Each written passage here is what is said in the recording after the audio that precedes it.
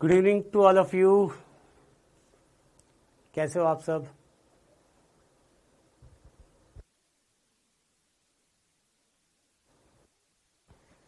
Good evening, good evening, good evening बेटा, राम राम। कुछ technical reason की वजह से क्लास अपनी थोड़ी सी लेट हो गई है, ठीक है? तो उसके लिए आप मुझे ना बोलें, मैं पहले ही बोल देता हूँ आपको।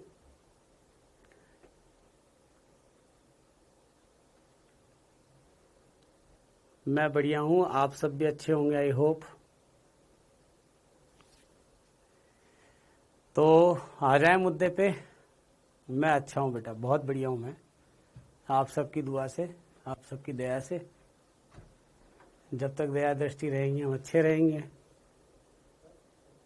तो दया दृष्टि बनाए रखो। हाँ जी, तो बताइए कैसे हो? कल का जो टॉपिक था वो सबको क्लियर हो गया? हाँ बिल्कुल, ये रोल नंबर 9 की वजह आप अपना नाम लिख दो तो कितना अच्छा रहे।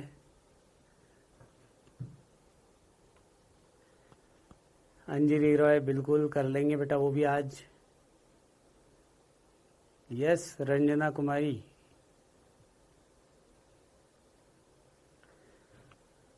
Thank you. Sidra, Kamlesh, revision, चलिए कोई बात नहीं। तो टॉपिक पे आ जाते हैं हम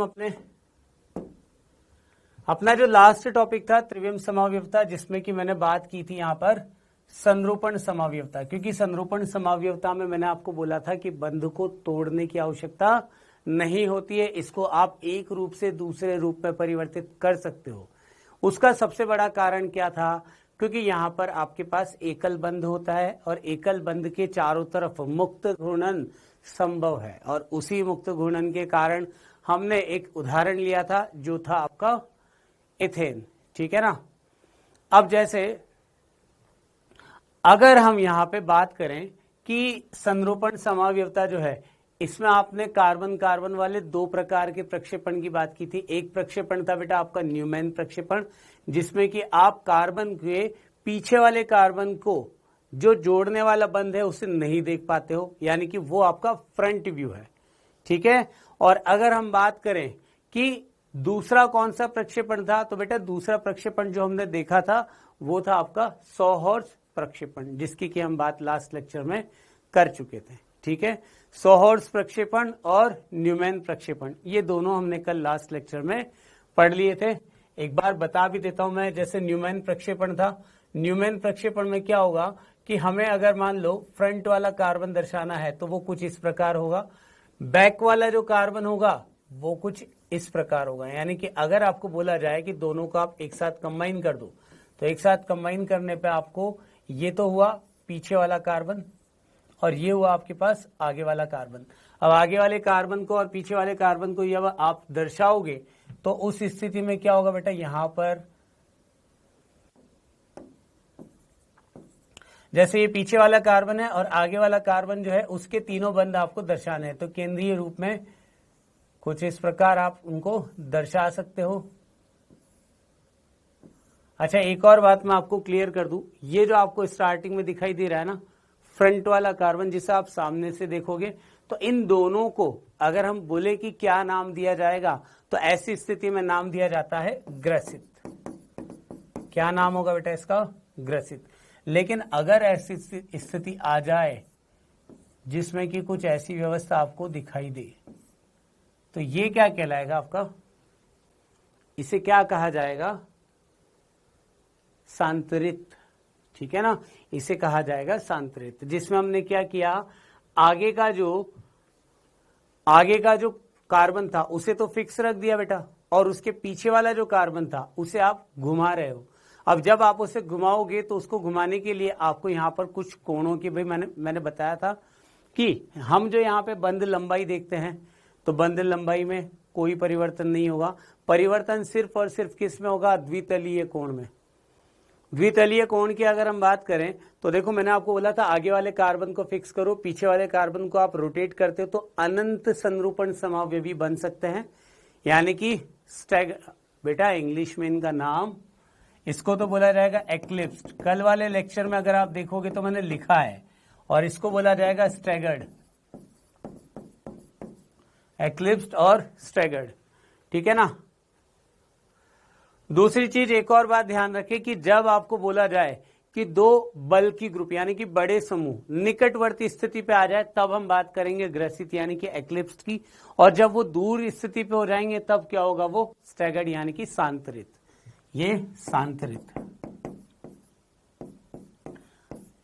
और सांतरित व्यवस्था ऐसी व्यवस्था होती है जिसमें कि दोनों के दोनों क्या होंगे, बल की ग्रुप काफी दूर दूर, और दूर दूर होने के कारण इनके मध्य में स्थायित्व की अगर हम बात करेंगे तो यहां पर प्रतिकर्षण न्यूनतम होता है, और न्यूनतम प्रतिकर्षण के कारण इसका स्थायित्व अधिक होगा। ये बात आपको मैंने लास्ट लेक्चर में बता दी थी।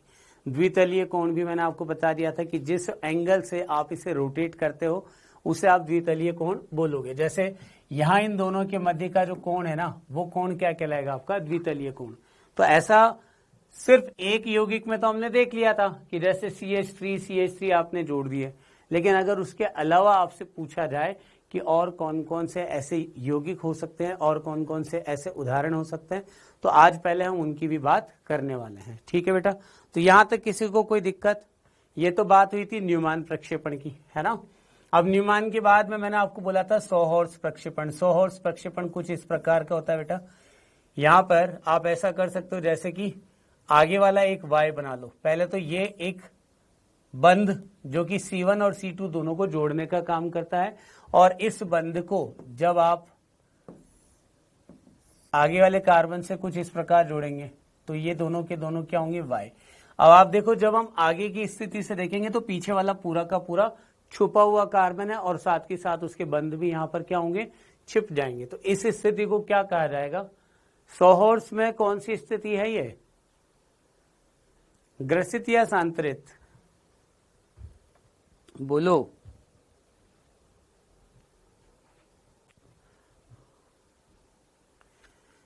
ये कौन सी स्थिति होगी, ग्रसित, क्योंकि इसमें पीछे वाला जो है वो कंप्लीटली छिपा हुआ है, आगे वाला दिखाई दे रहा है और पीछे वाला उसको पूरी तरह से ढक रहा है। उसको आप इस तरीके से देख रहे हो तो दिखाई तो देगा वो, लेकिन पूरी तरह से ढका हुआ है। इसका मतलब इसको क्या कहेंगे हम, ग्रसित। तो हम ये बोल सकते हैं कि इनमें कार्बन कार्बन के बीच का जो बंध है वो भी दिखाई देता है। द्वितल कोण का मान परिवर्तित होता है यहाँ पे, और इस प्रकार का जो प्रक्षेपण होता है उसको क्या कहा जाता है,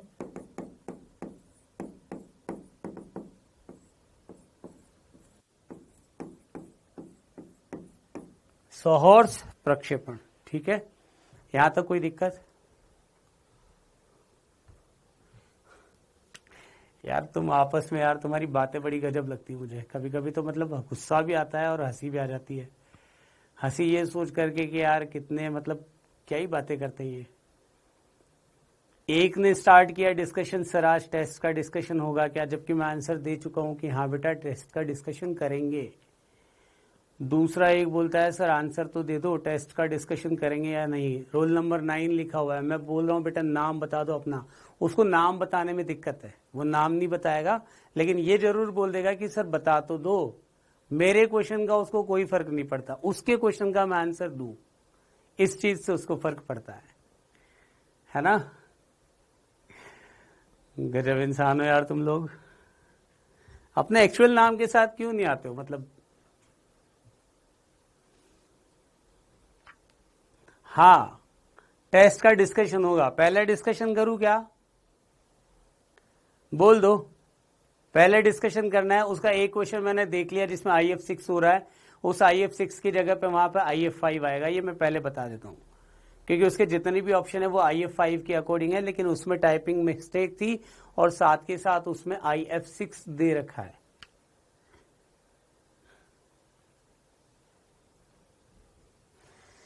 ठीक है बेटा, बढ़े आगे। अच्छा एक चीज मुझे बता दो, अगर मैं यहां पर, हाँ बिल्कुल अजीम सही बोले आप, सही बोले। एक पॉइंट है जो मैं आपको बता देता हूं यहां पे कि संरूपण के समय, संरूपण के समय द्वितलीय कोण यानी कि डाइहेड्रल एंगल का मान परिवर्तित होता है। ये इसलिए बता रहा हूं क्योंकि नीट 2021 में ये बात यहां पे पूछी गई है, ठीक है ना। तो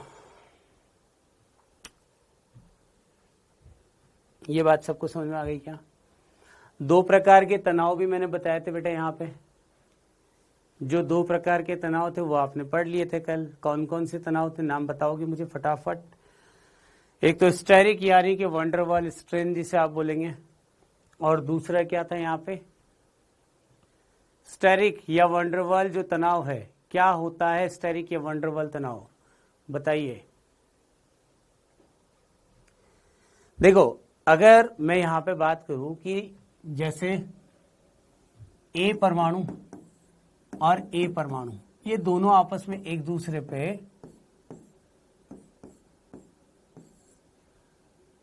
प्रतिकर्षण लगा रहे हैं क्योंकि इलेक्ट्रॉन घनत्व था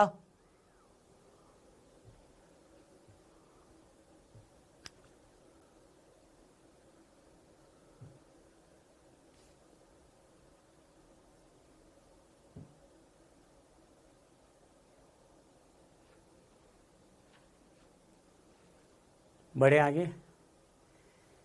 ए की अगर मैं बात करूं, यहां पे दो परमाणु या दो समूह जो आपको दिखाई दे रहे हैं, इन दोनों के मध्य का जो प्रतिकर्षण होगा वो क्या कहलाएगा? इसको कहा जाएगा वंडरवॉल तनाव या फिर स्टेरिक तनाव, ठीक है। लेकिन अगर मैं आपको ये बोलता हूं कि यहां पर जो इलेक्ट्रॉन युग्म है, इनके मध्य में प्रतिकर्षण हो रहा है, तो इलेक्ट्रॉन युग्म के मध्य में होने वाला प्रतिकर्षण क्या कहलाएगा? इसका भी एक नाम था। क्या नाम था, बोलो जल्दी? टॉर्शनल या ऐंठन तनाव, बिल्कुल सही, ऐंठन, या फिर इसको बोला जाएगा बेटा टॉर्शनल स्ट्रेन, ठीक है। यहां तक की बात हमने कल देख ली थी, न्यूमैन प्रक्षेपण और साथ के साथ स्टेरिक, न्यूमैन प्रक्षेपण और सॉहर्स प्रक्षेपण में। तो यहां तक तो कोई दिक्कत नहीं है ना, किसी को भी नहीं है। बढ़े आगे, चलिए। अब जैसे अगर आपको बोला जाए, एक टॉपिक है यहां पे, मैं स्टार्ट करता हूं कि संरूपण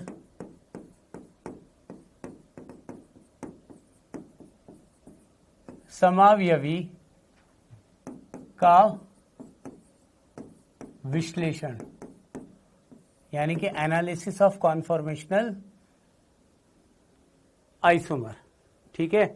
तो संरूपण समावयवी का आपको विश्लेषण करना है, तो हमेशा एक बात का आप ध्यान रखें कि जब भी आप, ये हो चुका क्या, ये विश्लेषण वाला टॉपिक हो चुका है क्या, बता दो जल्दी से, हो चुका ये?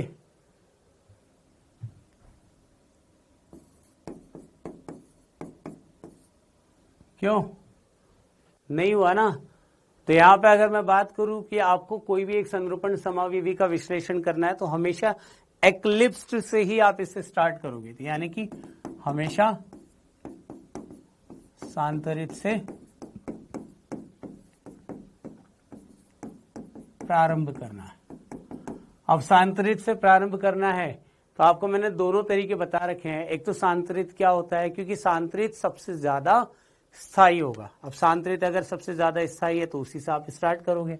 कैसे होगा बताना जरा। ये आपके पास में एक कार्बन और उस कार्बन के तीनों बंध। अब ये तीनों बंध कौन कौन से होंगे बेटा? यहाँ पे हाइड्रोजन, यहाँ पे हाइड्रोजन और यहाँ पे हाइड्रोजन। मुझे एक बात बताओ, जब आप फ्रंट व्यू से किसी कार्बन को देखोगे तो आपको पीछे वाला कार्बन दिखाई देगा क्या? क्या पीछे वाला कार्बन दिखाई देगा? बिल्कुल नहीं, है ना। तो इसी कारण हमने यहाँ पे ये जो कार्बन बनाया हुआ है, एक व्यवस्था तो बना दी जिसमें कि केंद्रीय जो बिंदु है वो बताता है फ्रंट वाले कार्बन को, और ये जो सर्कल बना रखा है मैंने, ये गोला, ये क्या बता रहा है? पीछे वाले कार्बन को। इसका मतलब पीछे वाला कार्बन यहाँ पर है, और उससे जुड़े हुए बंध को जब आप बनाओगे तो कुछ इस प्रकार से बंध निर्माण होगा। इस व्यवस्था को क्या कहा जाएगा? सांतरित कहेंगे या ग्रसित कहेंगे? पहले ये बता दो आप। इस व्यवस्था को सांतरित कहेंगे या ग्रसित कहेंगे? जल्दी बोलो, ये कौन सी व्यवस्था है, सांतरित या ग्रसित? ग्रसित। चलो बहुत बढ़िया, ग्रसित यानी कि एक्लिप्स्ड। ठीक है, तो अब जैसे आपको बोला गया कि हमेशा हम यहां से स्टार्ट करेंगे। एक सेकेंड,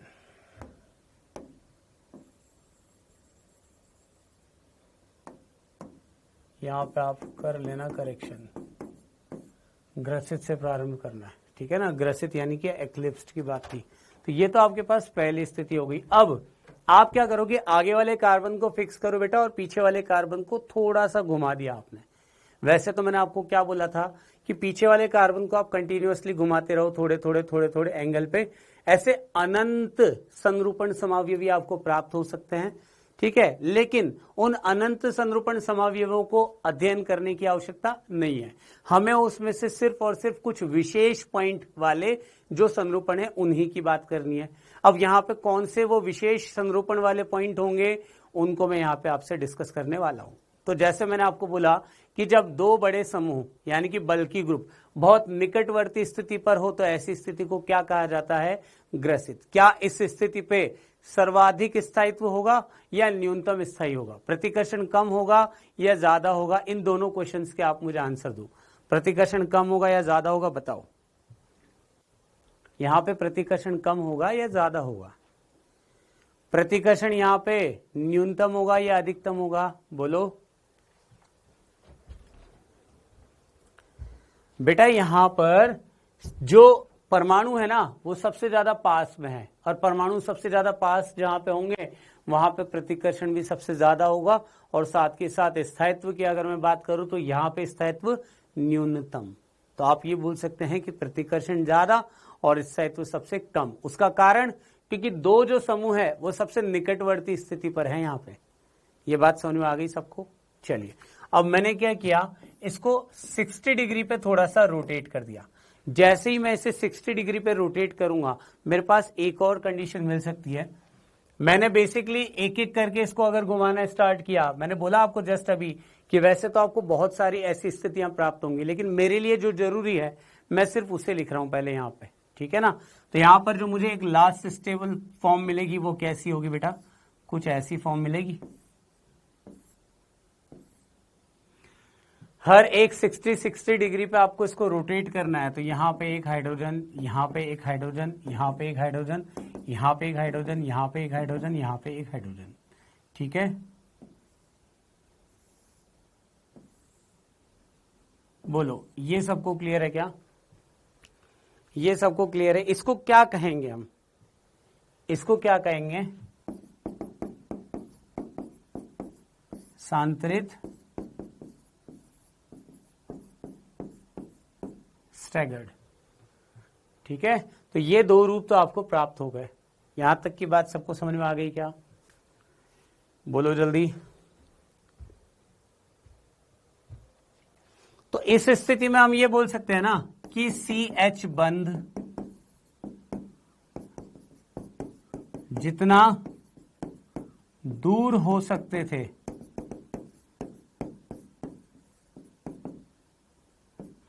CH बंध जितना दूर हो सकते थे उतना हो गए।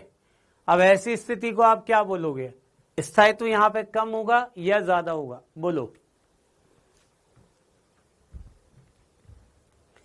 CH बंध जितना दूर हो सकते थे उतने हो गए, तो यहां पे स्थायित्व क्या होगा, कम होगा या ज्यादा होगा?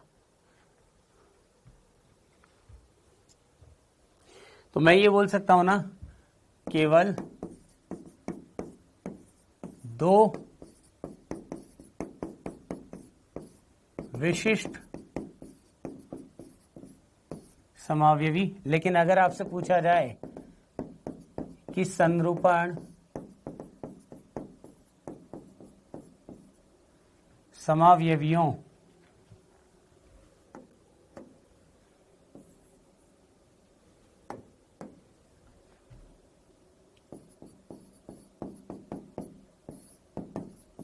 की संख्या कितनी होगी, तो पहला ऑप्शन तो आपके पास क्या आएगा बेटा, इसमें अनंत। अगर कभी आपसे क्वेश्चन पूछ लिया जाए और उसमें ऑप्शन दे रखा है अनंत, तो ध्यान रखना आप सबसे पहले उसी को टिक करोगे कि कुल संरूपण समावयवियों की संख्या कितनी होगी, आंसर क्या होगा उसका अनंत। लेकिन अगर उसमें अनंत आपको कहीं पे भी ऑप्शन में नहीं दिया हुआ है तो फिर हम दूसरा ऑप्शन क्या लगाएंगे बेटा, यहां पर 2।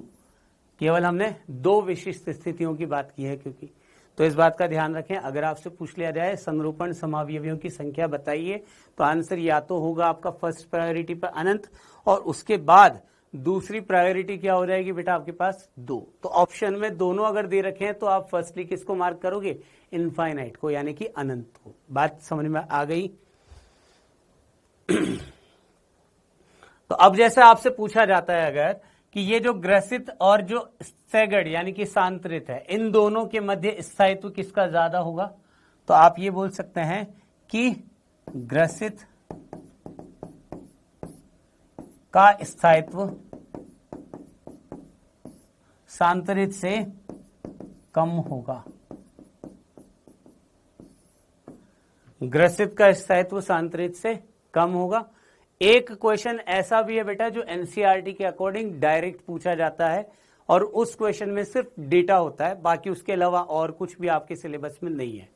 अगर आपसे ये पूछा जाए कि यहां पर जो स्थायित्व है, इन दोनों के स्थायित्व के मध्य कितनी बंध ऊर्जा का मान होगा, तो आंसर आएगा बेटा उसका 12.5 किलोजूल प्रति मोल।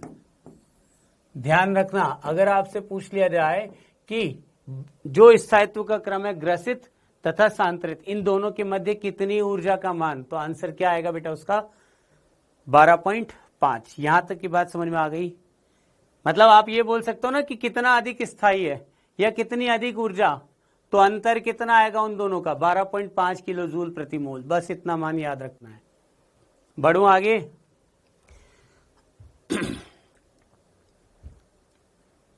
बढ़े, बोलो जल्दी बोलो।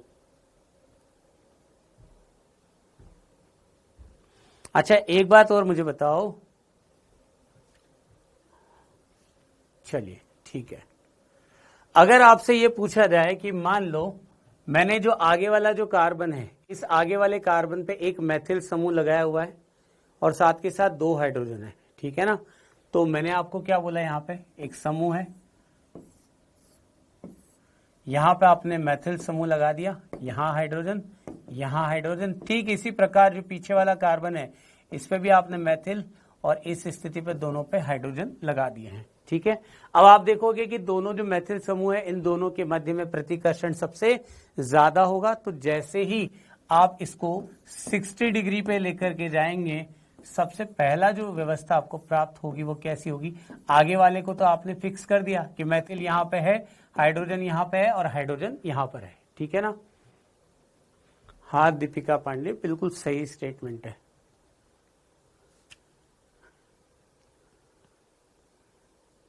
किसको पॉइंट में लिखना है, एक तो आप लोगों के नाम नहीं होते यार, मैं रेस्पॉन्स भी दूं तो क्या बोल करके दूं। आप अपने एक्चुअल नेम रखो ना तो ज्यादा अच्छा है। बहुत सारे स्टूडेंट्स ने अपने नाम रखे हुए, वो ज्यादा बेटर है, ठीक है। तो मैंने यहाँ पे क्या किया बेटा, जब आगे वाला कार्बन था उससे जुड़ा हुआ मैथिल को तो फिक्स कर दिया, और थोड़ा सा इस पे बंद कोण अगर आप देखोगे तो यहाँ पे आपके पास मैथिल समूह आ जाएगा, यहाँ पे आपके पास हाइड्रोजन आ जाएगा और यहाँ पे आपके पास हाइड्रोजन। तो इन दोनों के मध्य में कितना अंतर आया, 60 डिग्री का, ठीक है। तो ये पहली वाली जो सिचुएशन थी इसको आप क्या बोलोगे, पूर्ण ग्रसित। क्या बोला जाएगा इसको, पूर्ण ग्रसित, यानी कि फुल्ली एक्लिप्स्ड, ठीक है। और दूसरे केस में आप देखो थोड़ा सा यहाँ पे अंतर आ चुका है। अब अगर आपसे ये पूछा जाए कि और अगर मैं इसको रोटेट करूं, यानी कि फिर से मैंने क्या किया, अगला 60 डिग्री यहाँ पे रोटेशन किया, तो जैसे आप 60 डिग्री रोटेट करोगे, ये वाला जो है एक को तो फिक्स कर दूं, ये मैथिल, हाइड्रोजन और हाइड्रोजन। अब ये मैथिल जो था वो यहां पे आ जाएगा इसके पास में, बोल सकते हैं ना। तो यहां पे आपको मिला मैथिल, यहां पे मिला आपको हाइड्रोजन, और यहां पर भी क्या मिला आपको, हाइड्रोजन। क्या ये स्थिति आपको प्राप्त होगी, क्या ये स्थिति आपको प्राप्त होगी क्या। अगर ये स्थिति आपको प्राप्त हो रही तो आपको नहीं लगता कि ये लगभग लगभग ग्रसित के जैसा है? ये भी क्या है? ग्रसित के जैसा है। क्या मैं इसको पूर्ण ग्रसित बोल सकता हूं? क्या पूर्ण ग्रसित नहीं बोल सकता। क्यों? क्योंकि आप देखो ना यहाँ पे, जैसे कि वहां पे पूर्ण ग्रसित में तो पूरी तरह से ढक रखा था, यहाँ पे पूरी तरह से ढका हुआ नहीं है, तो आप इसको लगभग ग्रसित बोल सकते हो, पूर्ण ग्रसित नहीं बोल सकते। क्लियर है बात? और अगर यहाँ पे फिर से आपने 60 डिग्री का रोटेशन किया तो फिर आपको जो स्थिति प्राप्त होगी वो कैसी होगी?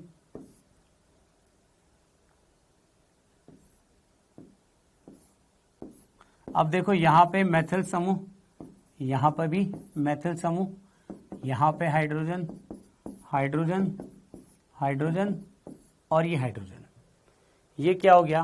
हाँ बिल्कुल, ये आपके पास आंशिक ग्रसित, और ये क्या होगा बेटा आपके पास? सांतरित। कोई दिक्कत यहां तक? सांतरित तो है, सांतरित में एंटी बोलेंगे। बहुत बढ़िया, सही नाम दिया आपने इसको, क्या बोला जाता है? एंटी। लेकिन मैं एंटी और गॉच जो आप सुनना चाहते हैं वो यहां पे नहीं बताने वाला हूं। आपको अभी सांतरित बोला है, इसका दूसरा रूप आप लिख सकते हो एंटी। ठीक है, तो अगर आपसे पूछा जाए कि इन चारों में, जैसे कि ये हो गया फर्स्ट, ये हो गया सेकंड, ये हो गया थर्ड और ये हो गया फोर्थ, तो हमें एक एक करके, जैसे 60 फिर 60 फिर 60, तो ऐसे करके आपने कितना, लगभग 180 डिग्री तक का रोटेशन किया है ना, और 180 डिग्री तक के रोटेशन के साथ में आपको ये चीज प्राप्त हुई।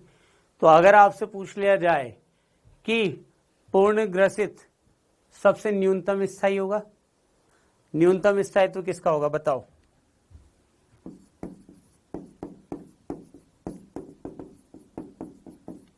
और सर्वाधिक स्थायी किसका होगा? जल्दी बोलो। न्यूनतम स्थायी तो कौन होगा और सर्वाधिक स्थायी कौन होगा? जल्दी से इसका आंसर दे दो आप मुझे। न्यूनतम स्थायी कौन होगा बेटा? न्यूनतम स्थायी होगा आपके पास फर्स्ट, और सर्वाधिक स्थायी होगा आपके पास फोर्थ। तो न्यूनतम स्थायी से लेकर के और सर्वाधिक स्थायी तक लाने के लिए कितने डिग्री का कोण, यानी कि घूर्णन कोण जिसे आप बोल सकते हो, रोटेशनल एंगल, उपयोग किया गया? बताइए बेटा। पूर्ण ग्रसित से और सांतरित यानी कि एंटी वाली फॉर्म लाने के लिए कितने डिग्री का रोटेशन? 180 डिग्री का। अच्छा एक और बात, यहां पे जो डिग्री होती है यानी कि थीटा का मान वो 0 डिग्री होता है, ये ध्यान रखें।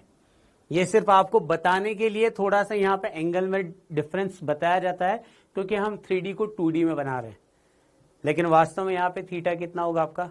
0 डिग्री। तो फर्स्ट आपके पास न्यूनतम स्थायी और लास्ट वाला आपके पास में कितना होगा? अधिकतम स्थायी। तो न्यूनतम स्थायी से अधिकतम स्थायी तक आने के लिए कितने डिग्री का रोटेशन या घूर्णन कोण की आवश्यकता होगी? यहाँ पे 180 डिग्री। बहुत बढ़िया।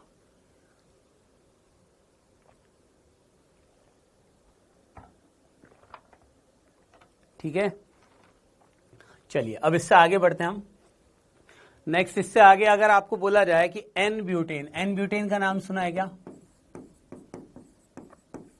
एन ब्यूटेन के संरूपण समावयवी का विश्लेषण, एन ब्यूटेन की संरूपण समावयवी का विश्लेषण। ठीक है, तो मुझे एक बात बताइए, एन ब्यूटेन कितने कार्बन की बात हो रही है? किस प्रकार हम इसकी व्यवस्था दर्शाएंगे? क्या मैं ये बोल सकता हूं कार्बन कार्बन कार्बन और कार्बन, यहाँ पे CH3, यहाँ CH2, यहाँ CH2 और यहाँ पे CH3, ये एन ब्यूटेन हो गया ना आपके पास। अब इस एन ब्यूटेन में याद रखना ये जो है ये आपका होगा फ्रंट कार्बन, यानी कि जो मैं यहाँ पे व्यवस्था बताऊंगा उस पर फ्रंट कार्बन आप किसको मानोगे? ये 1, ये 2, ये 3 और ये 4। तो सेकंड वाला कार्बन तो होगा आपका फ्रंट कार्बन, और जो थर्ड वाला कार्बन है वो कौन सा होगा बेटा? आपका बैक कार्बन, यानी कि पीछे वाला कार्बन जो आपको दिखाई नहीं देगा। आपको सेकंड और थर्ड के आधार पर ही ये पूरा संरूपण समावयवी का विश्लेषण देखना है। ये बात समझ में आ गई क्या सबसे पहले? तो जैसे मैंने आपको बताया ही था पहले भी कि अगर मुझे फर्स्ट कार्बन बनाना है यानी कि फ्रंट कार्बन, तो मैं कैसे बनाऊंगा? ये फ्रंट कार्बन हो गया कुछ इस तरीके से। देखो इस कार्बन के साथ में एक तो जुड़ा हुआ आपके पास मैथिल समूह, एक जुड़ा हुआ हाइड्रोजन और दूसरा जुड़ा हुआ है हाइड्रोजन। ये हो गया आपके पास फ्रंट कार्बन। वहीं अगर बैक कार्बन की बात की जाए तो बैक कार्बन भी क्या होगा बेटा? कुछ इस तरीके से, जिसमें यहाँ पे भी आपके पास CH3, यहाँ पे H और यहाँ पे H, और इन दोनों को अगर जोड़ने का काम करेंगे बेटा सेकंड वाले को ही फ्रंट कार्बन लेना है, क्योंकि ये सारी चीजें प्रायोगिक मान के आधार पर है। आपको मैंने क्या बोला? हम इनको केवल विश्लेषण में दर्शा रहे हैं, हम इनका विश्लेषण कर रहे हैं। तो अगर विश्लेषण कर रहे हैं मतलब ये सारी चीजें एक्सपेरिमेंटल है ना, तो जो चीजें एक्सपेरिमेंटल है उसमें अगर आपसे बोला जाए कि सेकंड कार्बन को फ्रंट लेना है मतलब वही लेना है, ठीक है। थर्ड को फ्रंट लोगे आपकी इच्छा है, आपका आंसर गलत होगा उसमें मैं जिम्मेदार नहीं हूं, ठीक। चले आगे। तो अब जैसे अगर आपसे बोला जाए कि इसका सबसे पहले आप ग्रसित रूप बनाइए, सबसे पहले आप क्या बनाओगे इसमें? ग्रसित रूप। तो मैंने क्या किया,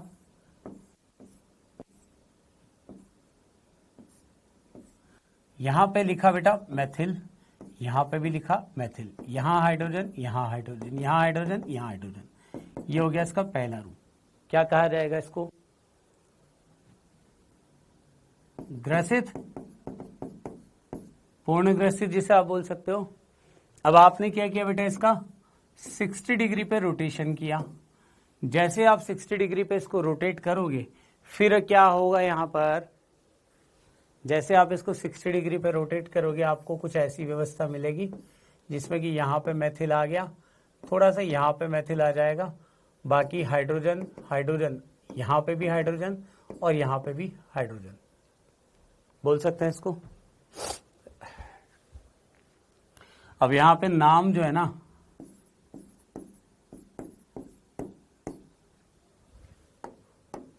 इसको बोला जाता है गॉच। अब हिंदी वाले ये ना बोले सर हिंदी में भी यही होगा, ज्यादा से ज्यादा इसको फिर ऐसा कुछ, ठीक है ना।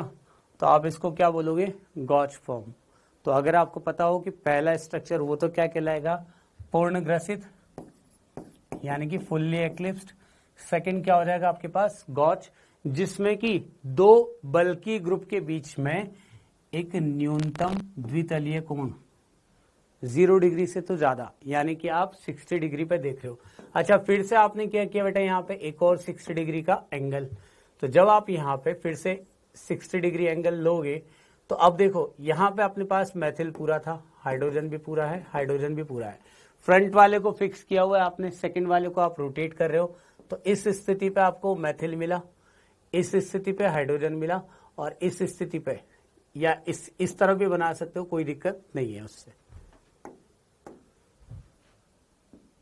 ठीक है ना।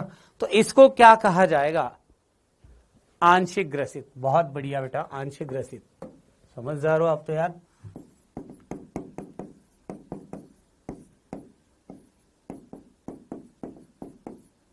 अच्छा एक और बात, एनसीईआरटी में बहुत सारे स्टूडेंट अगर ये सोच रहे हो कि सर ये टॉपिक कहाँ मिलेगा बेटा, तो हाइड्रोकार्बन में मिल जाएगा ये टॉपिक। ऐसा मत सोचना कि सर पढ़ा रहे हैं तो न जाने क्या पढ़ा रहे हैं, ऐसा कुछ नहीं है। एनसीईआरटी के सीक्वेंस में आप इस चैप्टर को अगर पढ़ना चाहते हो तो हाइड्रोकार्बन में मिल जाएगा ये आपको, संरूपण समावयवता। यहां तक की बात सबको समझ में आ गई। अच्छा नेक्स्ट, अगर मुझे इसको फिर से 60 डिग्री पे रोटेट करना है तो अब जो स्ट्रक्चर आपको मिलेगा ये मैथिल, हाइड्रोजन, हाइड्रोजन। अब इस स्थिति पे क्या होगा बेटा? ये आपके पास मैथिल आ गया, यहां पे हाइड्रोजन आ गया और यहां पे हाइड्रोजन। तो आप देखोगे तो ये फर्स्ट स्ट्रक्चर, ये सेकेंड स्ट्रक्चर, ये थर्ड जो कि आंशिक ग्रसित है, और ये आपके पास फोर्थ। अच्छा फोर्थ वाले का नाम क्या होगा जल्दी से बता दो आप मुझे, फोर्थ वाले का नाम क्या होगा? एंटी। बहुत बढ़िया, ठीक है। अब फिर से हमने क्या किया बेटा? 60 डिग्री। फिर से 60 डिग्री जैसे आप करोगे, यहां पे एक, जैसे ये मैथिल था, अब यहां पे मैथिल समूह आ चुका है, यहां हाइड्रोजन, यहां पे मैथिल पहले से ही था। अब ये मेथिल समूह जो आपके पास आया है ना, इसके आधार पे आप देखोगे यहाँ पे हाइड्रोजन आ गया और यहाँ पे फिर से क्या आ गया बेटा आपके पास हाइड्रोजन। ये सिचुएशन आपको मिल जाएगी। बताओ इसका क्या नाम होगा, क्या बोला जाएगा इसको?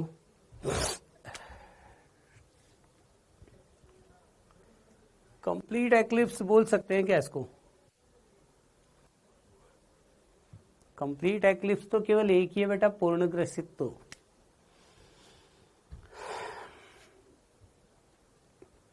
चलिए कोई बात नहीं, अभी मैं इसको नंबर दे रहा हूं कौन सा, 5। लास्ट में बात करेंगे इस पे भी। और अब सबसे लास्ट स्ट्रक्चर जिसमें हमने क्या किया, फिर से 60 डिग्री। अब जैसे आप यहाँ पे 60 डिग्री, तो लास्ट जो आपके पास स्ट्रक्चर आएगा हाइड्रोजन, हाइड्रोजन, मैथिल। अब जैसे ये मैथिल समूह यहाँ पे आ चुका है, फिर से ये हाइड्रोजन यहाँ पे और ये हाइड्रोजन यहाँ पे, तो ये जो लास्ट आपके पास 6th वाला स्ट्रक्चर आया है, क्या नाम होगा इसका? फिर से वही आ गया फर्स्ट। बोलो बेटा। अब मेरा क्वेश्चन आपके सामने है, आपके पास टोटल 6 स्ट्रक्चर बन चुके, 1 2 3 4 5 और 6। इन 6 स्ट्रक्चर में कौन कौन से तो ग्रसित हैं। नाम बेटा केवल 2 ही कैटेगरी में रखा जाएगा, या तो ग्रसित और या फिर सांतरित। तो इसीलिए मैंने आपको बोला है कि कौन कौन तो यहां पे ग्रसित होंगे। तो ग्रसित में आप देखो, पहला वाला ग्रसित है, इसके बाद तीसरा आंशिक ग्रसित, और उसके अलावा 5वां भी क्या होगा यहाँ पे ग्रसित। तो 1 3 और 5, ये तीनों तो क्या होगा आपके ग्रसित। अब बात करते हैं सांतरित। सांतरित में कौन कौन आएगा बेटा? एक तो आ जाएगा आपके पास 2nd, एक आ जाएगा आपके पास 4 और एक आ जाएगा आपके पास 6। होगा या नहीं? बोलो।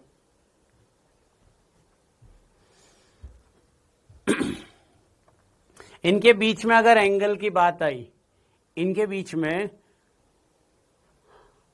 देखो, अगर आपसे बोला जाए कि 2nd और 6, ये तो है आपके पास 2nd और ये है आपके पास 6, आपको नहीं लगता ये लगभग लगभग एक दूसरे के, क्यों? 2nd और 6 जो है, क्या ये दोनों समान है क्या? गॉच तो उसका नाम है बेटा, गॉच उसको बोल दिया, गॉच फॉर्म। ऐसे तो मैंने एक नाम नहीं बोला, SQ, SKEW। ये पूरा 360 डिग्री तक ही रोटेट करना है, तभी आपको वापस सेम टू सेम स्ट्रक्चर मिलेगा। तो आप यहां पे देखो, इसको पूरा विश्लेषण का मतलब क्या हुआ, हमने 6 स्ट्रक्चर बनाए, अब उन 6 के 6 स्ट्रक्चर को आप पहले विश्लेषण कर लो। क्वेश्चन लास्ट में मैं खुद बता दूंगा, इनके को नाम नहीं देखना आपको, केवल पूर्णतः ग्रसित, आंशिक ग्रसित या फिर जैसे आपको सांतरित, इसके आधार पर पूछा जाएगा। तो पहले मुझे ये बताओ, आपने लिखा 1 3 5 तीनों के तीनों ग्रसित में, इसके अलावा सांतरित में हमने किस किस को लिखा है बेटा? यहां पे ग्रसित केवल 2 टाइप के हैं, यहां पे ग्रसित केवल 2 टाइप के हैं। पहले आप देख लो इसको एक बार, पूरे 6 स्ट्रक्चर देख लो, उसके बाद में आपके कमेंट्स को मैं आराम से तसल्ली से पढ़ूंगा, है ना? पहले पूरा पढ़ लो आप, उसके बाद क्वेश्चन पूछना मुझसे। हमने 300 डिग्री घुमाया, आपने 360, 6 गलत है बेटा, 6 गलत नहीं है।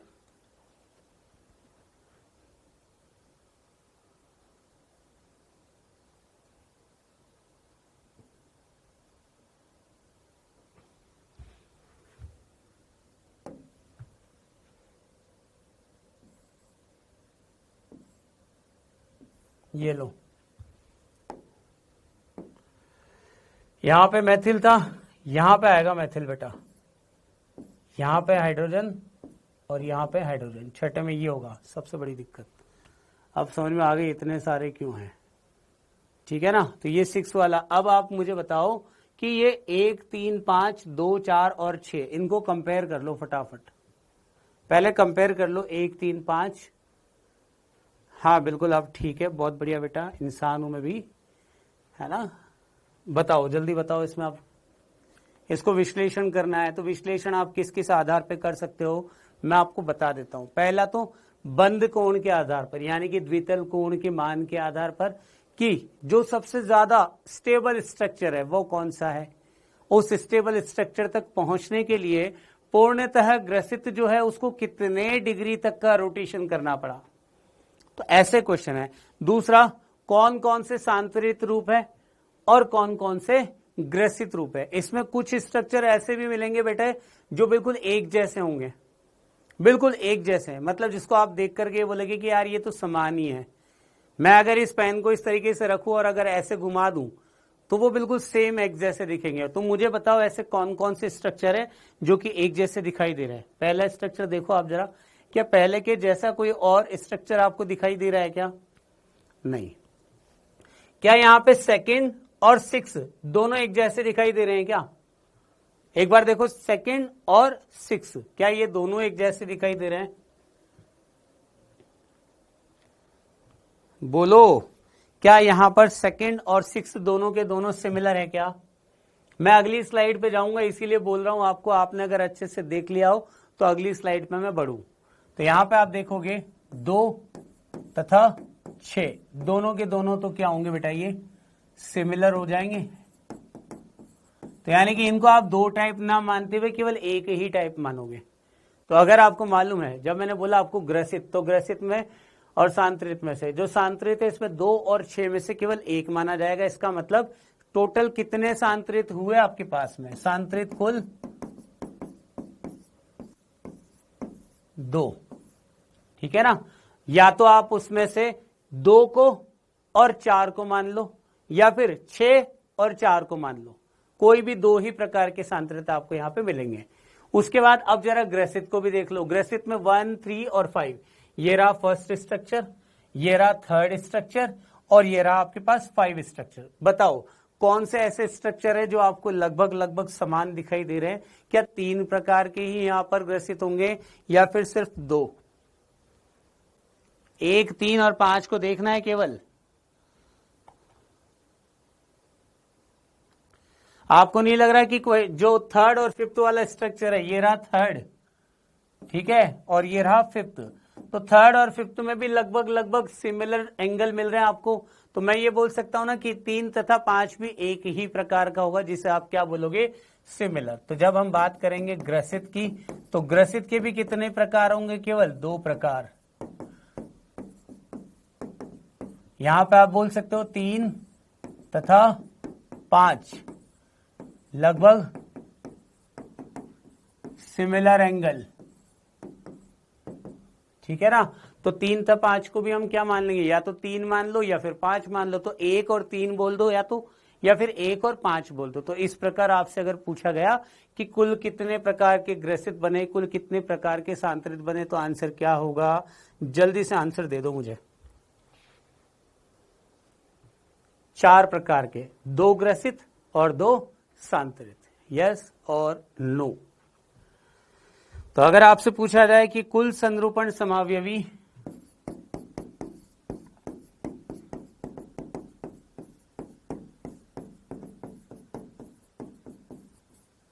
आंसर क्या आएगा? 4। कुल संरूपण समावयवी आंसर कितना आएगा? 4। या तो आप 1, 2, 3, 4 लिख लो, सबसे अच्छा है। फर्स्ट, सेकंड, थर्ड और फोर्थ, सबसे अच्छा है 1, 2, 3, 4 को मान लो। ये 4 ही प्रकार के आपके कुल संरूपण समावयवी होंगे इनमें, एन ब्यूटेन में। अच्छे से देख लो आप इसको, और अगर कुछ पूछना है तो बता दो, वरना हम आगे बढ़े। अभी एक जो पूछा है सर गॉच नाम क्यों दिया, फिर उस पे भी बात करूंगा बेटा मैं। ये हो गया, बढ़े आगे। अब आप यहां पे जैसे बोला गया गॉच, एक ने बोला सर ये गॉच नाम क्यों दिया गया। मुझे एक बात बताओ कि जब हम बात करेंगे द्वितलीय कोण की, तो द्वितलीय कोण कितना होगा इसमें गॉच में? 2 बड़े समूहों के मध्य में 2 बल्कि ग्रुप, यानी कि बड़े समूहों के मध्य द्वितलीय यानी कि डाइहेड्रल एंगल कितना होगा? 60 डिग्री, तो क्या कहा जाएगा उसको? गॉच फॉर्म। अगर पूछा जाए एंटी, तो बताओ दो बड़े समूहों के मध्य में द्वितलीय कोण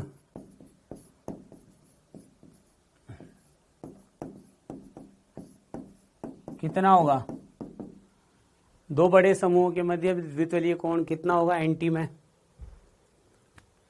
180 डिग्री। बहुत बढ़िया बेटा, ठीक है, यहां तक सबको क्लियर हो गया। तो अगर आपसे पूछा जाए कि स्थायित्व का क्रम बता दो, सबसे ज्यादा स्थायी कौन? एंटी, उसके बाद गॉच। देख के बताओ तो ज्यादा अच्छा है शायद, है ना? इसमें बताओ सबसे ज्यादा तो कौन हुआ स्थायी?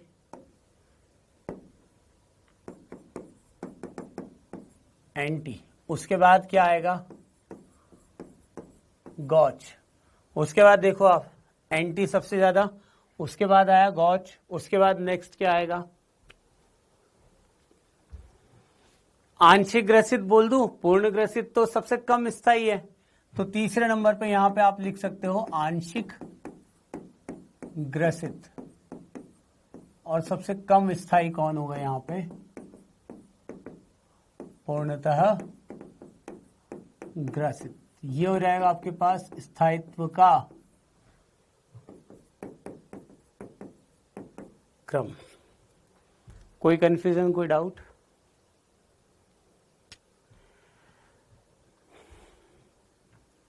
बेटा क्वेश्चन में जो डायग्राम है ना, वो आपको नीट में तो नहीं बनाना, लेकिन इसको स्टडी करने के बाद में जो जो क्वेश्चंस हैं, जैसे कि आपसे पूछ लिया स्थायित्व का क्रम बताओ, इसके अलावा आपसे पूछ लिया गया कि ग्रसित और जो आपके पास सांतरित है उसके आप प्रकार बताइए, तो हम उस स्थिति पे केवल 4 स्ट्रक्चर को देख लेंगे। पहला स्ट्रक्चर, दूसरा स्ट्रक्चर, तीसरा स्ट्रक्चर और चौथा स्ट्रक्चर, यानी कि पांचवा और छठा जो है उनको आपको इंक्लूड नहीं करना है। अगर आपसे पूछ लिया जाए संरूपण समावयवी कितने प्रकार के, तो आप आंसर क्या देंगे? टोटल 4। इसीलिए मैंने 5 और 6 का कोई नाम नहीं लिखा है, और इसीलिए आपको उस टाइम पे जवाब नहीं दिया था। समझ में आ गई बात? नाम तो लिखने की जरूरत ही नहीं है ना। अब जब आपको बोल ही दिया है कि ये सिमिलर है, तो जो नाम आपको जिसके सिमिलर में मिलेगा वही नाम आप इसको दे दो। जैसे आपको मैंने बोला यहाँ पे 2 तथा 6, तो सेकंड वाले का नाम आपने क्या रखा था? गॉच। तो छठे का भी नाम लगभग क्या हो जाएगा? गॉच। इसी तरीके से 3 तथा 5 को देखो, तो 3 वाले का नाम क्या है आपके पास? आंशिक ग्रसित। 5वें वाले को भी आप क्या बोलोगे? आंशिक ग्रसित। बढ़े आगे, अब बोलो। तो अब आपसे अगर पूछा जाए कि एन ब्यूटेन के संरूपण समावयवियों की संख्या बताइए, तो पहला ऑप्शन तो आप देखोगे इनफाइनाइट, यानी कि अनंत। अगर आपसे पूछा जाए कि एन ब्यूटेन के संरूपण समावयवी बताइए,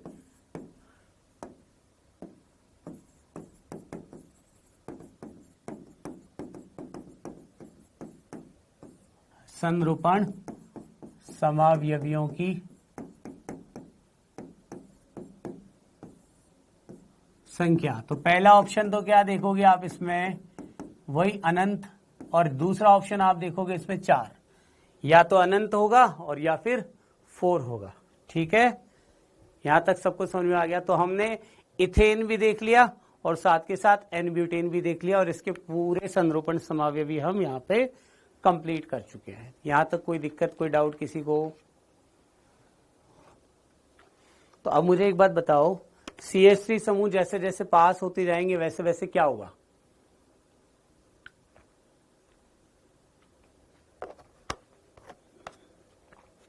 CH3 समूह जैसे जैसे पास आते जाएंगे वैसे वैसे क्या इनमें प्रतिकर्षण बढ़ता जाएगा? जल्दी आंसर दो। प्रतिकर्षण यानी कि स्टेरिक या टॉर्शनल स्ट्रेन जो है वो बढ़ता जाएगा ना। और जैसे जैसे CH3 दूर जाते जाएंगे वैसे वैसे प्रतिकर्षण का मान कम होता जाएगा। ठीक है, तो अब आपसे जो मैंने पूछा था पहला क्वेश्चन, तो कि सबसे न्यूनतम स्थायी और सबसे अधिकतम स्थायी, ये क्वेश्चन पूछा गया है नीट में। एक बार तो इस टॉपिक पे ये क्वेश्चन पूछा गया था कि न्यूनतम स्थायित्व और सबसे अधिकतम स्थायित्व वाली संरचनाओं के मध्य में घूर्णन कोण यानी कि एंगल ऑफ रोटेशन कितना होगा? तो आंसर क्या आएगा उसका? 180 डिग्री। ये बात समझ में आ गई।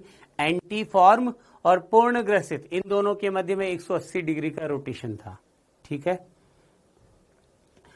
अच्छा, एक बात और ध्यान रखना, अभी मैंने बोला कि एंटी जो है वो गॉड से ज्यादा स्थायी है, लेकिन एक पॉइंट में आपको लिखवा देता हूं जो कि एक नोट के तौर पे है। नोट क्या है? यह आवश्यक नहीं कि हमेशा एंटी का स्थायित्व गॉड से अधिक हो।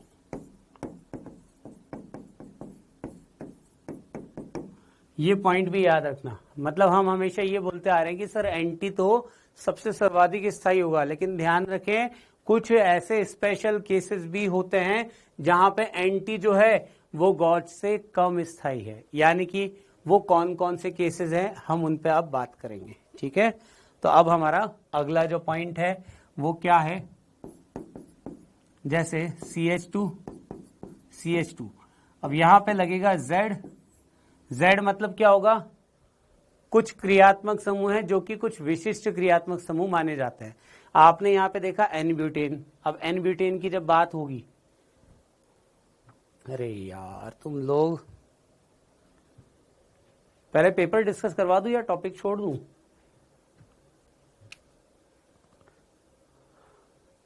करवा दूं इसको खत्म? आप बोल दो। मैं इस नोट को नहीं लिखा करके आगे बढ़ जाता बेटा तो भी कुछ कोई समस्या नहीं थी।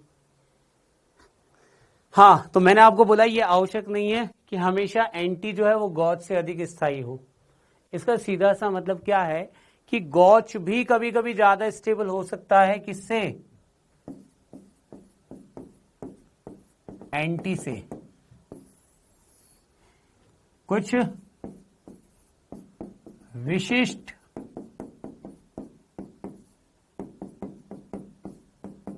क्रियात्मक समूहों की उपस्थिति में। तो कुछ विशिष्ट क्रियात्मक समूह जो है उनकी उपस्थिति में ऐसा भी हो सकता है कि यहां पर आपके पास जो है गॉच ज्यादा स्थायी हो जाए एंटी से। ठीक है बेटा। तो अब जैसे मैंने यहाँ पे एक एग्जांपल लिया जिसमें CH2 एक तरफ आपके पास क्या जुड़ा हुआ है? OH समूह और दूसरा है Z।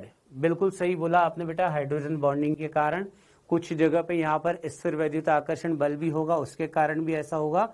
लेकिन टॉपिक पे आगे बढ़ते हैं हम, है ना। Z अगर आपसे पूछा जाए कि ऐसे कौन कौन से Z थे, तो Z क्या होगा बेटा? यहाँ पे एक तो आता है इसमें फ्लोरीन। अब फ्लोरीन यानी कि फ्लोराइड। दूसरा COOH हो सकता है यहाँ पे। COOH कौन सा समूह होगा आपका? कार्बोक्सिलिक। इसके अलावा जैसे NH2 समूह हो गया। इसके अलावा OH समूह जिसे कि आप अल्कोहल समूह भी बोलते हैं। और कौन कौन से समूह ऐसे होते हैं बेटा? इसके अलावा जैसे NO2 समूह ले लो आप, नाइट 2। और कौन कौन से समूह होंगे NO2 के अलावा? एल्कोक्सी हो सकता है क्या इसमें? एल्कोक्सी हो सकता है। एल्कोक्सी में भी कौन सा? केवल OCH3। तो ये ऐसे समूह हैं जो कि यहां पर विशिष्ट होंगे और इनके सभी के केसेस में जो गॉच है उसका स्थायित्व ज्यादा होगा एंटी से।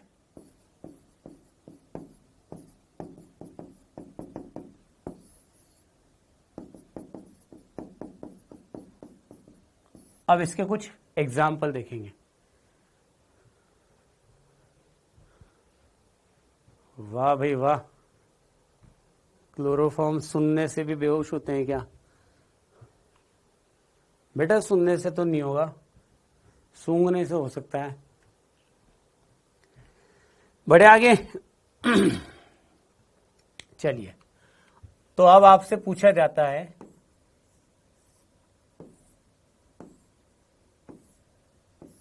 एक क्रम तो आपको ये दे दिया, ये क्रम कौन सा है? एंटी या गॉच? जल्दी बोलो, ये क्रम कौन सा है आपका?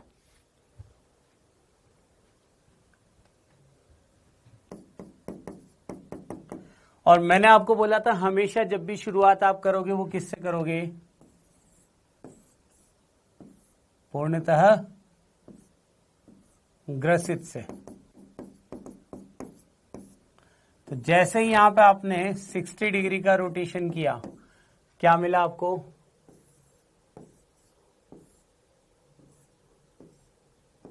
इसको क्या कहा जाएगा?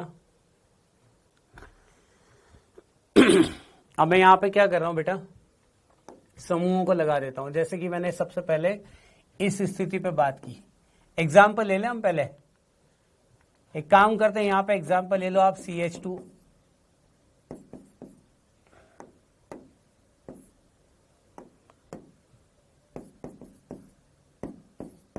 इसका नाम बताओ जरा, क्या है ये?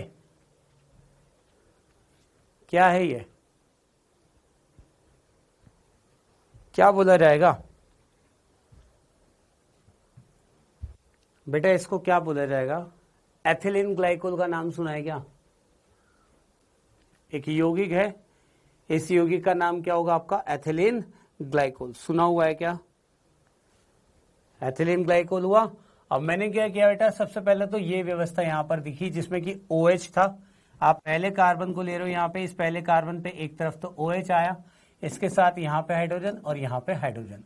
फिर दूसरा आपने यहां पे OH लिखा, इसके साथ यहां पे भी हाइड्रोजन और यहां पे भी हाइड्रोजन। ये बनाया हमने सबसे पहला स्ट्रक्चर, पूर्णतः ग्रसित।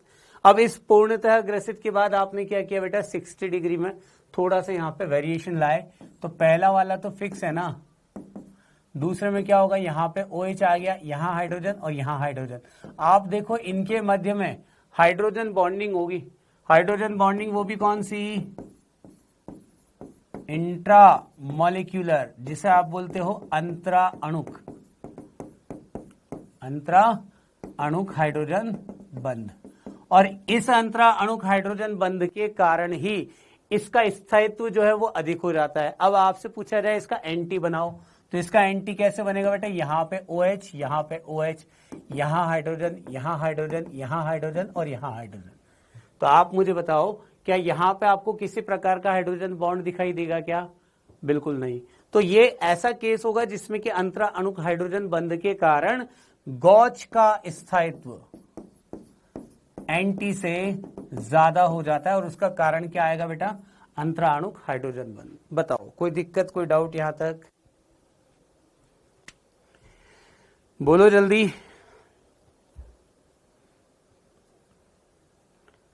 नहीं बेटा, इसमें कार्बन के नंबर को नहीं देखा जाता। ठीक है, अब एक क्वेश्चन दे रहा हूं मैं आपको। अगर आपको पूछा जाए, जैसे कि यहां पे दे दिया CH2, यहां पे भी दे दिया CH2, यहां पे है बेटा COO- और यहां पे है NH+। ये एक यौगिक आपको दे रखा है बेटा, ठीक है। ये PYQ का क्वेश्चन है, ध्यान रखना। ये क्या है आपका? PYQ। ठीक, तो अब जरा मुझे इसको सॉल्व करके बताओ, क्या इसमें भी बिल्कुल वैसा कोई केस आएगा क्या जैसा पहले आपको बोला था? इसका गॉच और इसका एंटी आपको बनाना है। गॉच और एंटी, गॉच में क्या होगा 60 डिग्री, एंटी में क्या होगा 180 डिग्री। मुझे अगर इसका गॉच बनाना है ना, तो मैं क्या करूंगा बेटा, ये फर्स्ट कार्बन मान लिया, ये लो फर्स्ट कार्बन ले लिया। अब ये फर्स्ट कार्बन के बेसिस पे आप क्या करोगे,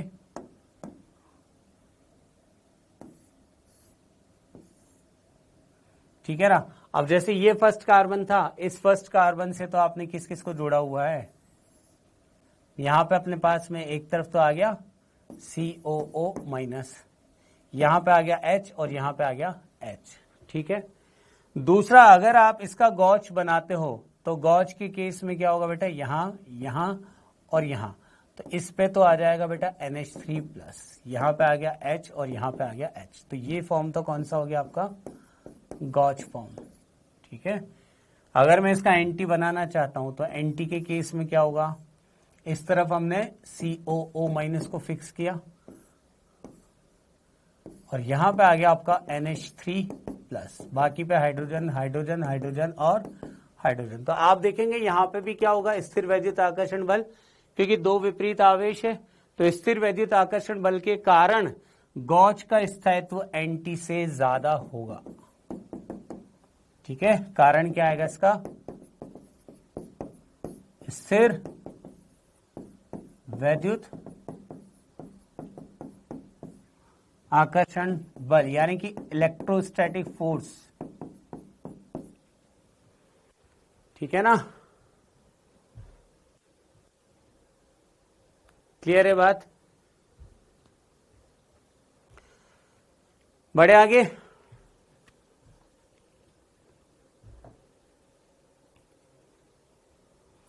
बिल्कुल बोल सकते हो यहां पे आप।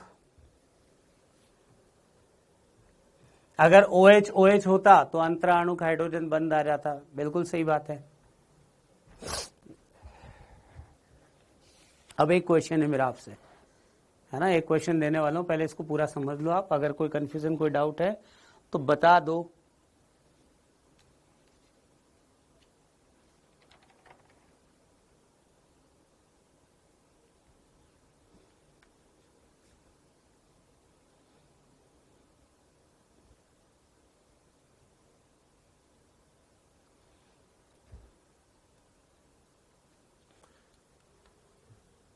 ओके, क्वेश्चन है अब, निम्न में संबंध बताइए। ठीक है, अब निम्न में संबंध आपको बताना है बेटा।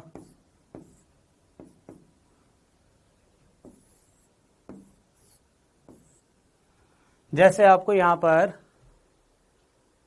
ठीक है, जैसे आपको अगर बोला जाए कि निम्न में आपको एक संबंध बताना है, यहां पे दे दिया आपको मेथिल समूह, यहां पे दे दिया हाइड्रोजन और यहां पे भी हाइड्रोजन। एक काम करते हैं, केवल एक ही यौगिक बना लेते हैं, है ना। ये आपके पास एक समूह हो गया। अब अगर आपसे पूछा जाता है कि यहां पर आप दूसरा जो यौगिक है कुछ इस प्रकार व्यवस्था बना लो,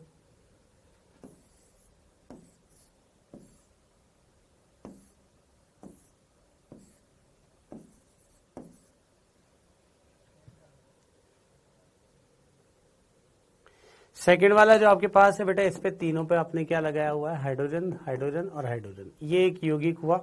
दूसरा यौगिक जो है इसमें आपके पास एक मैथिल यहाँ पे, एक मैथिल यहाँ पे, एक मैथिल यहाँ पे, बाकी यहाँ पे हाइड्रोजन, यहाँ हाइड्रोजन और यहाँ हाइड्रोजन।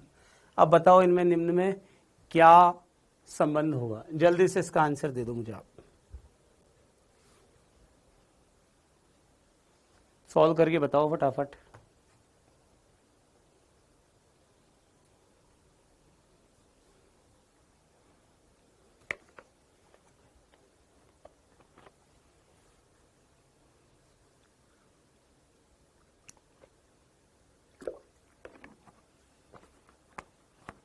समझात साक्षी दुबे गलत।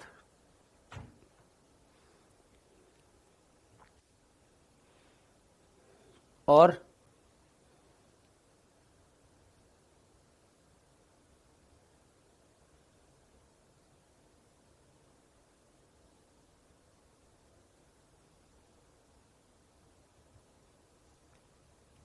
अच्छा चलो, थोड़ा सा इसमें यहाँ पे आप एक चेंज कर दो, इसमें भी आप यहाँ पे मैथिल समूह लगा दो, शायद अब आपको ये थोड़ा सा आसान लगे।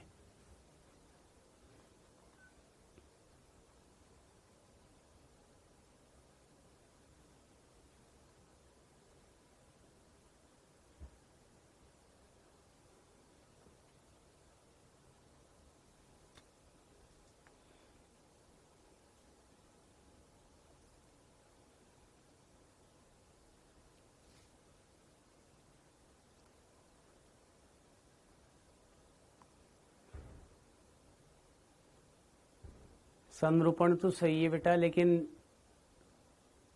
कैसे? अच्छा, इससे यौगिक बना सकते हो क्या आप? क्रियाशीलता भी नहीं बताना आपको। आप मुझे बताओ, क्या इस प्रकार जो आपको न्यूमैन प्रक्षेपण दे रखा है उससे आप यौगिक का संरचना सूत्र बना सकते हो? सबसे पहला काम आप एक काम करो, इसका फॉर्मूला बनाओ। फॉर्मूला कैसे बनाना है? आपको दे दिया बेटा ये कार्बन। अब आपको ये तो मालूम है कि आगे वाले कार्बन से क्या जुड़ा हुआ है, एक मैथिल समूह, एक हाइड्रोजन और एक मैथिल समूह। तो ये फ्रंट कार्बन हुआ।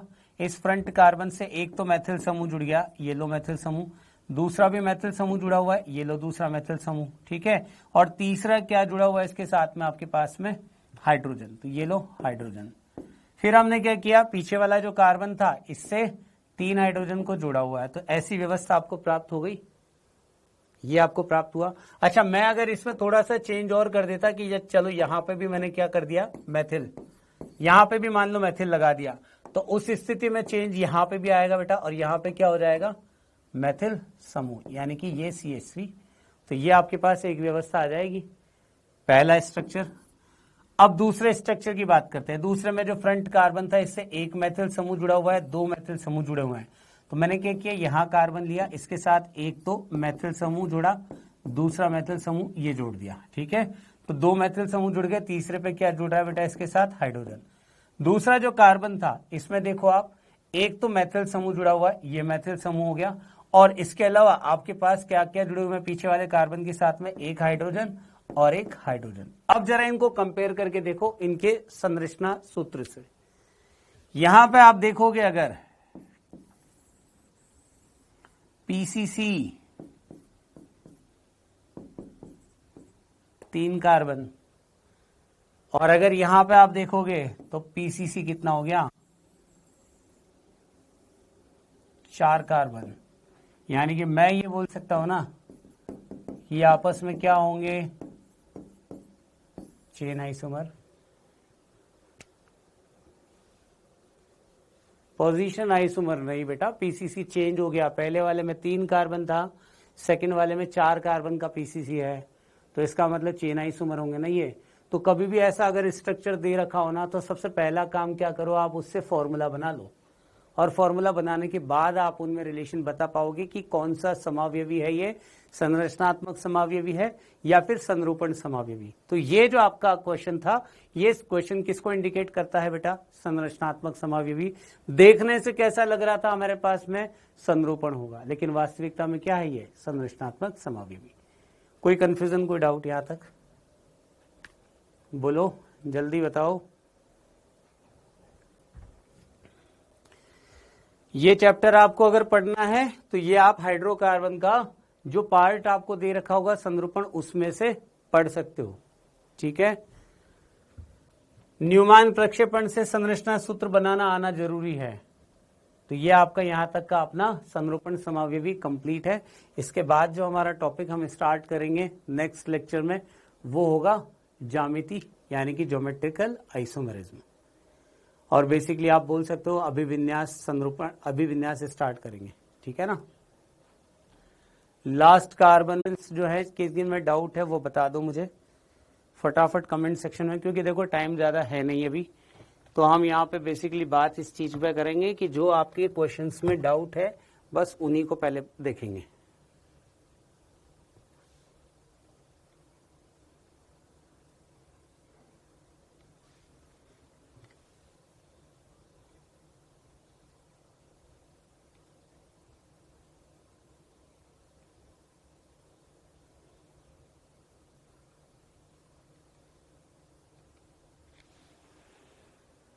इसमें कोई डाउट है क्या,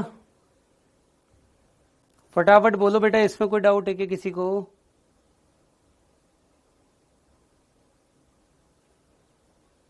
नहीं है। प्रभावी नाभिक के आवेश मैंने बोला हुआ है आपको, Z इफेक्टिव बराबर होता है Z माइनस सिग्मा, ठीक है ना। तो सिग्मा यहां पर अगर आप देखोगे तो Z माइनस सिग्मा के बेसिस पे आप इसको बता सकते हो, ठीक। दूसरा, सोडियम परमाणु में जो परिरक्षण होता है वो किसका होगा अपने पास में, विन्यास बोला था मैंने आपको 1s2 2s2 2p6 और 3s1। तो लास्ट जो है इसको आप टेस्ट इलेक्ट्रॉन मानोगे, यानी कि इसका परिरक्षण कौन करेगा, अंदर वाले सभी। तो आंसर इसका सी ऑप्शन, ठीक है ना। स्लाइड में क्वेश्चन दे दूंगा मैं आज आपको, है ना। निम्न में कौन सा ऑक्साइड अधिक क्षारीय होगा, ये भी आपको बताया हुआ है कि जब आप वर्ग में ऊपर से नीचे की ओर बढ़ते हैं तो धात्विक गुण बढ़ता है, और धात्विक गुण जहां पे बढ़ता जाएगा वहां पे क्षारकता भी बढ़ती जाएगी। तो यहाँ पे आप देख लो कि जो आपको समूह दिया हुआ है, उस समूह में ऊपर से नीचे जाने पर किसका धात्विक गुण सबसे ज्यादा होगा, उसी का क्षारीय गुण भी क्या होगा यहाँ पे सर्वाधिक। आंसर बिल्कुल सही है इसका भी।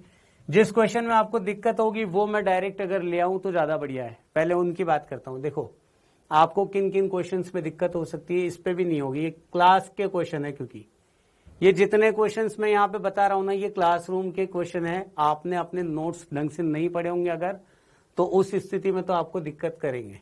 लेकिन अगर क्लास में आपने पढ़ लिया है तो आपको सॉल्यूशन इनके मिल जाएंगे अपने नोट्स में ही। निम्न में से किसका गलनांक, एक तो इसमें दिक्कत हो रही होगी, एक तो इसमें दिक्कत आ रही होगी, MLX अणु समतलीय है तथा इसके संयोजी कोश में 6 इलेक्ट्रॉन युग्म है, तो X का मान ज्ञात करिए। तो एक बात बताओ बेटा, संयोजी कोश में अगर 6 इलेक्ट्रॉन है तो आपको पता है संयोजी कोश में 6 इलेक्ट्रॉन होने पर यहां पर ये क्या बोल रहा है, समतलीय। तो समतलीय कब आता है, समतलीय यानी कि जिसके लिए आपके पास कितने हो समूह, जो लिगेंड होते हैं ना यहाँ पे, वो केवल और केवल 4 हो। वर्गाकार समतलीय की अगर आप बात करो, यहाँ पे 4 उपयोग में आ रहे हैं, 6 आपके पास में दिया हुआ है, इसका मतलब एक क्या होगा, यहाँ पे एकाकी युग्म होगा ना। तो 4 तो उपयोग हो गए आपके पास बंद युग्म के रूप में, और एक यहाँ पे क्या हो जाएगा बेटा, एकाकी युग्म। तब जाकर के पूरे 6 के 6 इलेक्ट्रॉन युग्म यहाँ पे काम आएंगे। ठीक है, तो इस आधार पे इसका आंसर जो आएगा वो आपका 4। इसको और डिटेल में अपने जो चैप्टर में पढ़ाया जाता है वो है उपसह संयोजक यौगिक, कोऑर्डिनेशन कंपाउंड, 12th में है ये। और यहाँ पे L का मतलब क्या है बेटा, लिगेंड होता है वहां पे, और M वहां पे केंद्रीय परमाणु धातु होती है। लेकिन बॉन्डिंग के आधार पे भी हम इसको सॉल्व कर सकते हैं। इसके अलावा कार्बन सब ऑक्साइड, इसका C3O2 होता है, यानी कि आप कार्बन कार्बन कार्बन, और यहाँ पे ऑक्सीजन और ये ऑक्सीजन, ये कार्बन सब ऑक्साइड। इसके अलावा एक आपने पूछा है, निम्न में से सबसे कम सहसंयोजक लक्षण, जिसका आयनिक गुण सबसे ज्यादा होगा उसका सहसंयोजक गुण सबसे कम होगा। आंसर इसका 4th ऑप्शन आएगा, क्योंकि ये पॉजिटिव चार्ज बता रहा है यहाँ पे इलेक्ट्रॉन न्यूनता को, और इलेक्ट्रॉन न्यूनता अगर होगी तो इस फास्फोरस से हाइड्रोजन के इलेक्ट्रॉन अपनी तरफ आकर्षित होंगे, यानी कि सहसंयोजक लक्षण कम हो जाएगा और आयनिक लक्षण यहाँ पे ज्यादा होगा। ठीक है, इसके अलावा एक क्वेश्चन था कौन सा, आयनिक लक्षणों का क्रम। बेटा आयनिक लक्षणों का क्रम अभी जस्ट मैंने आपको बोला, जहां पे सहसंयोजक गुण कम होंगे आयनिक गुण ज्यादा होंगे। तो आप कार्बन, नाइट्रोजन, ऑक्सीजन और फ्लोरीन की बात करें, सारे के सारे अधातु है। तो अगर आपको मालूम हो यहाँ पे बढ़ते आयनिक लक्षण, मतलब इनका आयनिक क्रम किस आधार पे होगा, विद्युत ऋणता के अंतर के आधार पर। जहां पे विद्युत ऋणता का मान यानी कि डेल्टा EN का मान सबसे कम हो, उस आधार पे आप इसका आंसर दे सकते हो। तो देखो जैसे आपको बोला गया कि हाइड्रोजन हाइड्रोजन हाइड्रोजन हाइड्रोजन, सभी जगह पे आप देखो हाइड्रोजन तो सभी ऑप्शंस में आपको दिखाई दे रहा है। ठीक है ना, उसके अलावा दूसरा एलिमेंट कौन सा है आपका, कार्बन, नाइट्रोजन, ऑक्सीजन, फ्लोरीन। तो कार्बन की विद्युत ऋणता का मान सबसे कम और फ्लोरीन की सबसे ज्यादा, तो डेल्टा EN जिसका सबसे ज्यादा उसका आयनिक लक्षण भी सबसे ज्यादा। तो ऑप्शन नंबर सी। यहां पे जरूर आप करेक्शन कर लेना बेटा, ये IF5 होगा, इसमें IF5 आएगा। अगर आप IF6 के आधार पे इस क्वेश्चन को करते हो तो आपका आंसर आएगा डी ऑप्शन, इनमें से कोई नहीं। अगर IF6 होता तो इनमें से कोई नहीं इसका आंसर होता, IF5 दिया हुआ है, इसका मतलब इसका आंसर आपका सी ऑप्शन होगा। ठीक है, तो इसको करेक्ट कर लेना, IF6 की जगह पे IF5 आएगा। और कोई डाउट है क्या किसी को? ठीक है, मैं ये सारे क्वेश्चंस आपको पीपीटी में भेज रहा हूं, PDF के तौर पे आपको मिल जाएंगे। आज फिर से एक बार पेपर सॉल्व कर लेना। नेक्स्ट लेक्चर में आप सिर्फ मुझे उस क्वेश्चन का नंबर बता देना, मैं डायरेक्ट उसको डिस्कस कर लूंगा बेटा। ठीक है, तो मिलते हैं कल। Thank you, bye bye.